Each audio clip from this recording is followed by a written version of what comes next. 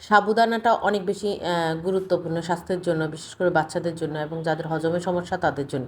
তো আসসালামু আলাইকুম, সবাই কেমন আছেন? ভিডিওটা যদি ভালো লাগে ফ্রেন্ডস অ্যান্ড ফ্যামিলির সাথে শেয়ার করেন। এবং আমি একটা যে কোনো প্যাকেটের যদি প্লাস্টিক টাইপের প্যাকেটে কোনো প্রোডাক্ট নিয়ে আসি, তখন আমি বক্সে যখন রেখে দিই, তার সাথে একটা টিপস হলো যে ডেটটা থাকার জন্য পাশে টোকেনটা কেটে ডেট সহকারে ওই খাবারটা কি সেটা আমি কেটে একটা অংশ কাঁচি দিয়ে কেটে তারপরে বক্সের ভিতরে রেখে দিই। তাহলে আমার ডেটটা কতদিন পর্যন্ত যদি আমার খাবারটা থেকে থাকে, তাহলে আমি ডেটটা অবজারভেশন করতে পারবো। এটা একটা টিপস, জানতে পারবো। তো সাবুদানা এটা হলো একদম অর্গানিক সাবুদানা। আমরা সাধারণত সাদাটা দেখি, এটা একটু চাউলের মতো দেখতে।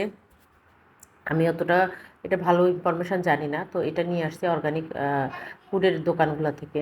তো আমার বড় ছেলে যেহেতু একটু হজমের সমস্যা, ওর জন্য এটা রান্না করছি। প্রায় আমি হাফ কেজি দুধের মতো দিয়েছি, সাথে পানি অ্যাড করেছি। তো সাবুদানাটা কিছুক্ষণ ভিজিয়ে রেখেছিলাম, তারপর এটা দিয়েছি, দিয়ে আবার একটু পানি দিয়েছি, দিয়ে আস্তে আস্তে জাল দিয়ে বসিয়ে রেখেছিলাম।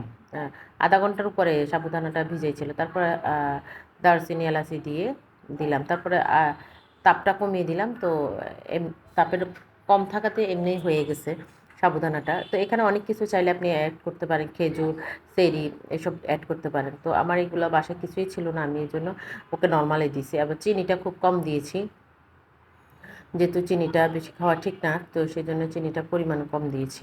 তো তারপরে দেখুন এই যে এটা বসে গেছে, খুবই টেস্টি হয়েছে। ফ্রিজে রাখলে আরও বেশি ভালো লাগতো, কিন্তু ওকে আমি এমনি দিয়ে দিয়েছি।